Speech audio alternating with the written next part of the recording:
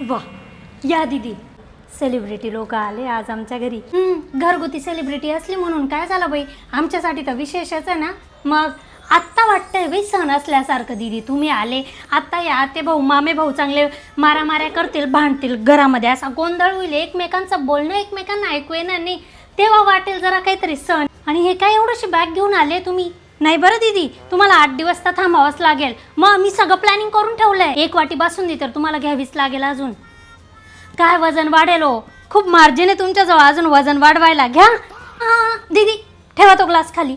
अजिबात तुम्ही ग्लाससुद्धा उचलायचा नाही.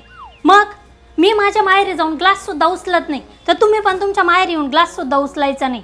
मग माझ्या भाऊजाईला मी कोणत्या तोंडाने सांगू की माझ्या नंदेला मी ग्लास पण उचलू देत नाही? तुम्ही मागच्या वेळी आले तेव्हा पण हाच ड्रेस घालून आले होते. आता माझ्या बिल्डिंगमधल्या बायका काय म्हणतील, ही तर खूप बडाया मारते हिच्या नंदेच्या, आणि हिची नंद तर दरवर्षी एकच ड्रेस घालून येते. थांबा तुम्ही, मी दुसरा ड्रेस देते तुम्हाला. माझ्या नव्या ड्रेसची घडी मोडा तुम्ही. नाही. वा दीदी, तुम्हाला किती छान दिसतोय हा ड्रेस. तुम्हाला म्हणजे असं सगळंच छान दिसतं. पण दीदी हां, एक काम करा, तुम्हीच ठेवून घ्या हा ड्रेस. मला सगळेजण म्हणतात दीदी तुझी नणंद किती छान आहे, तुझी नणंद किती छान आहे. म्हटलं अगं बाई, ते तर आमच्या आईंनी त्यांचं लवकर लग्न करून टाकलं म्हणून. नाही तर आमच्या दीदींनी एखादी नारळ नाही तर कांदा तरी फोडलाच असता, एखादी मोठा नंदादीप नाही लावला, नाही तर एखादी दीपक तरी पेटवलाच असता. म्हटलं मग अगं बाई, दीपक दादा पण आलेले आहे ना. हां मग बाई, सगळेजण म्हणतात माझे ननंद आणि नंदे भाऊंची जोडी किती छान आहे. बाई आमच्या घरामध्ये जोडी नंबर 1च आहेत ते. नाही पण तुमचे सासरचे लोक थोडे हेच आहे पण दीदी, नाही का? तुमचं ना दीदी लग्न लवकर झालं. माझ्यानंतर तुमचं लग्न झालं असताना मी तुम्हाला असं व्यवस्थित ट्रेन करून पाठवलं असताना एक पण पोवाडा आला नसता तुमचा. इग्लू दादा, तुम्ही इतकेला असताय मामींना, नंतर पोरगी कशी पटवायला याल माझी? मग देईल का मी? मामी पण म्हणत नाही मला. हो, तुम्ही चांगला फॅन्सी ड्रेस आणलेला आहे ना. उद्या चांगला मोठा तो सेलिब्रिटीवाला फोटोग्राफर बोलवला आहे मी आपले सगळ्यांचे फोटो काढायला. आता चहा पिऊन ये ना दीदी, आपण तुम्हाला साडी घेण्यासाठी जाऊया.